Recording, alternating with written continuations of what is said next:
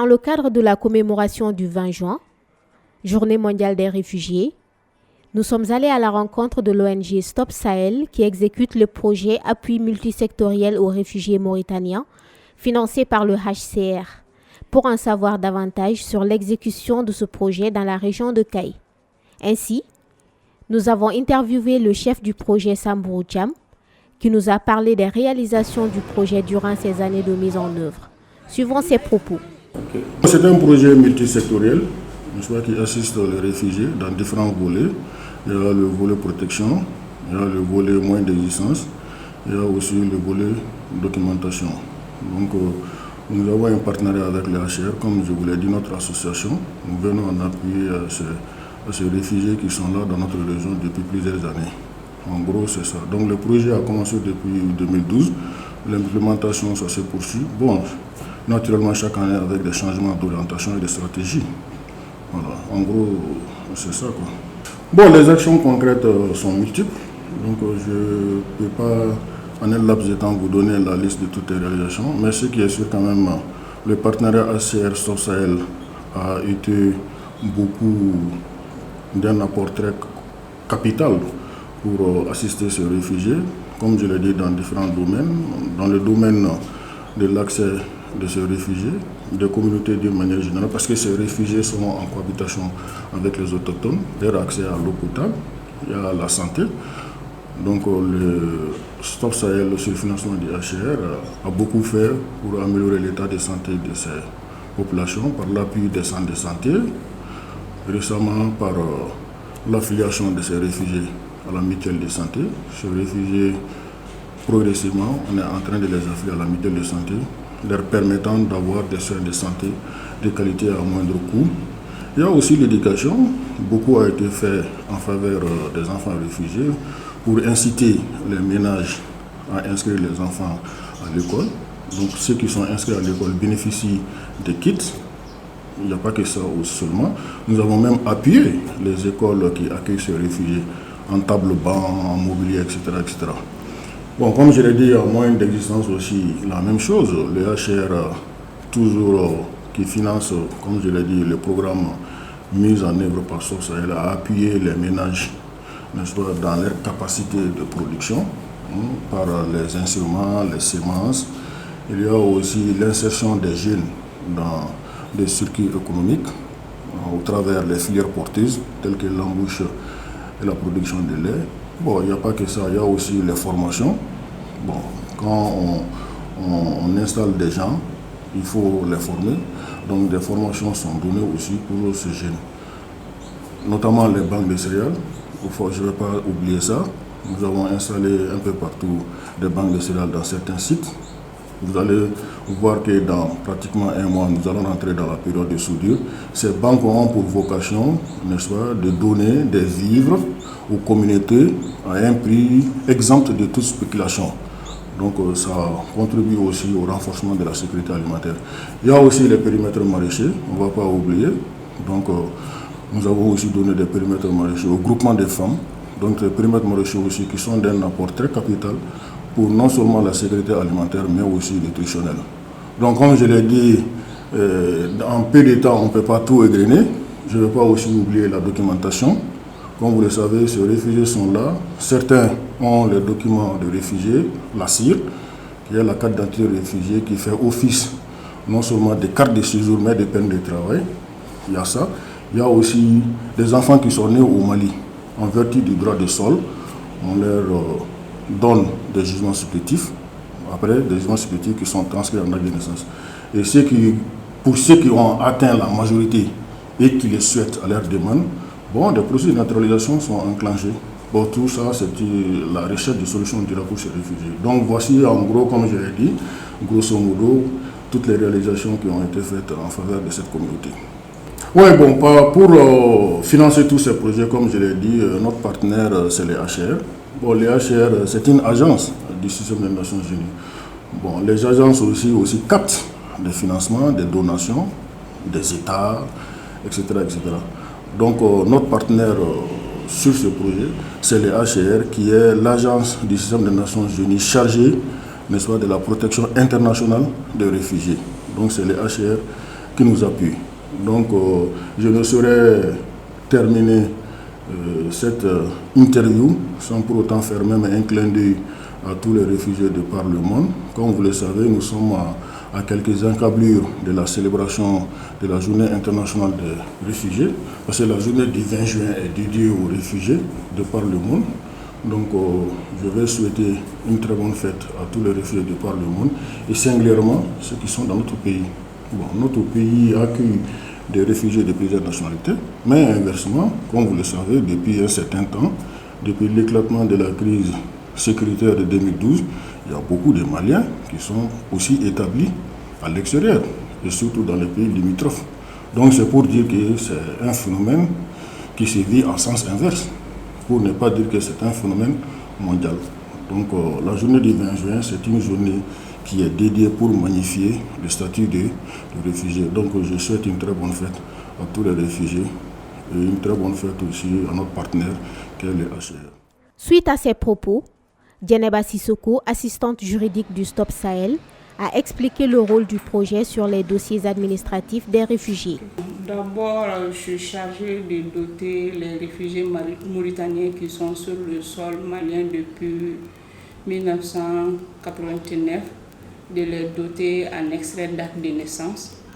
Et extrait d'acte de naissance, comment? Parce que ces réfugiés-là, lors de la naissance, ils ne sont pas déclarés à temps.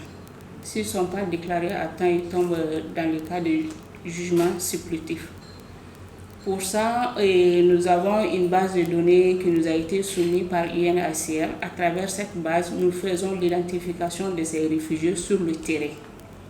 Une fois que l'identification de ces bénéficiaires sont faits, on établit une liste sur laquelle nous faisons une requête collective dont nous introduisons au niveau du tribunal de grande instance des CAI pour l'établissement des jugements supplétifs.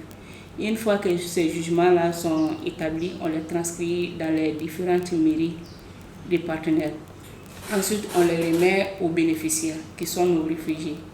Ces jugements-là, sur les réfugiés qui sont nés au Mali, qui bénéficient du droit de sol, bénéficient de ces jugements-là.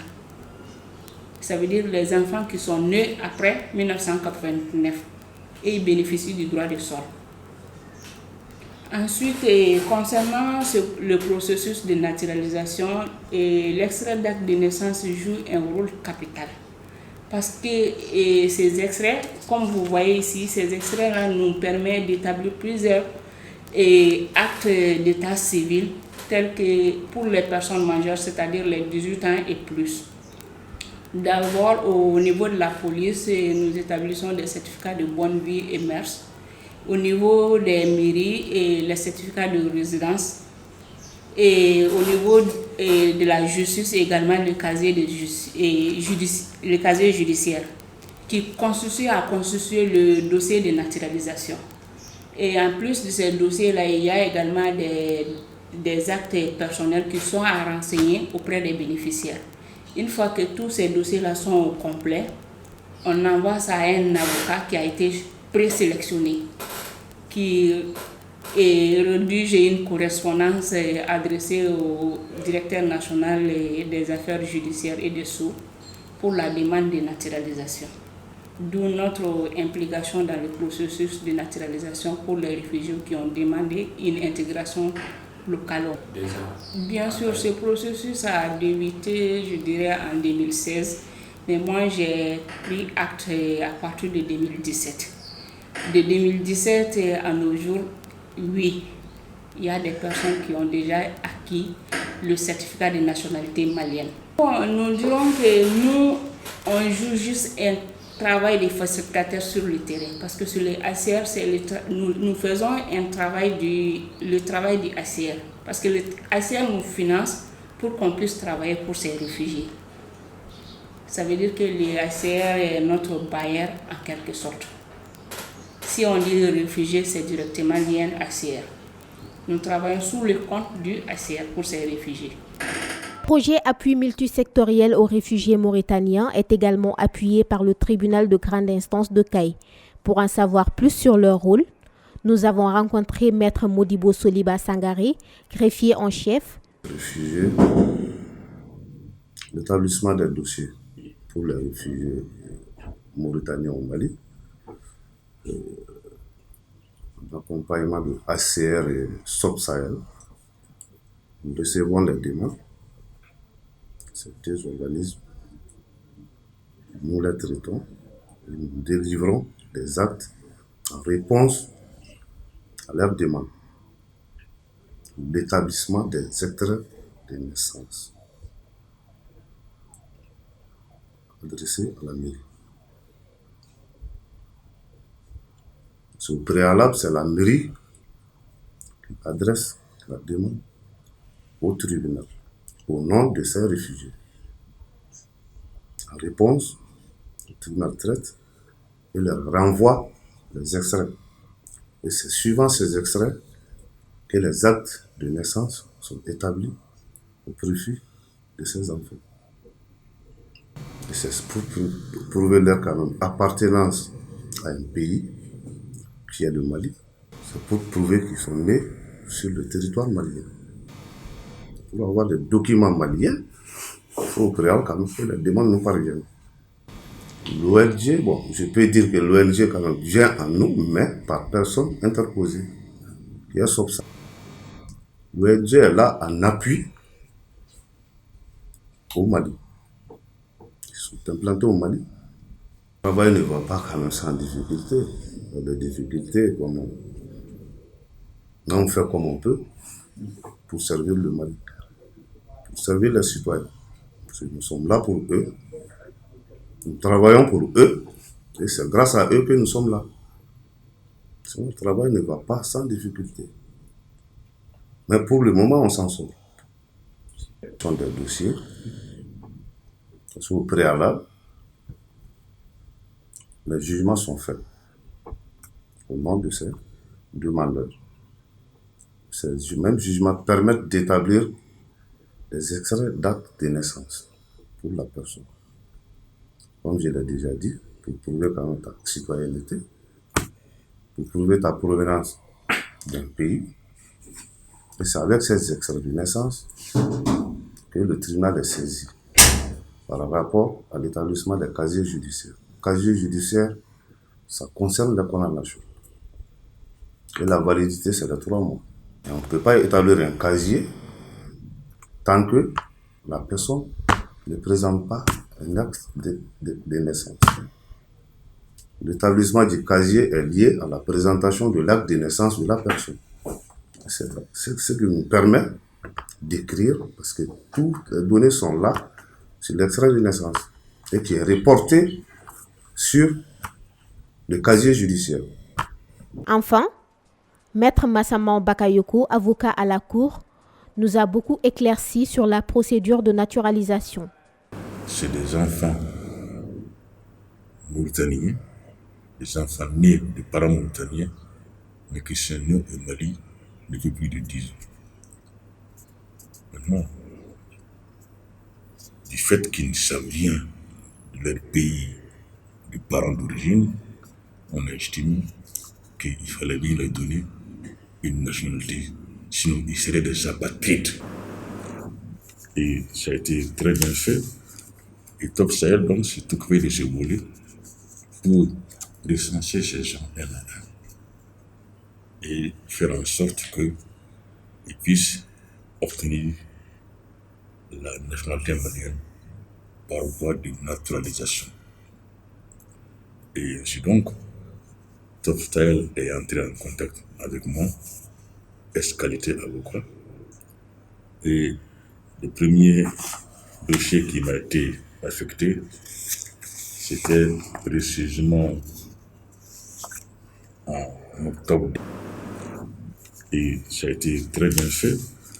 Et Top Sahel donc s'est occupé de ce volet pour recenser ces gens un à un et faire en sorte qu'ils puissent obtenir la nationalité malienne par voie de naturalisation. Et ainsi donc, Top Sahel est entré en contact avec moi, ex-qualité avocat. Et le premier dossier qui m'a été affecté, c'était précisément en octobre 2019 où je devais m'occuper des 892 réfugiés mauritaniens pour un délai de 90 jours. Donc, qui devait finir en fin décembre 2019. Et Dieu merci, nous avons réussi à traiter ce dossier. De ce fait, le projet appui multisectoriel aux réfugiés mauritaniens, exécuté par l'ONG Stop Sahel, est entièrement financé par le HCR et veille à son bon fonctionnement.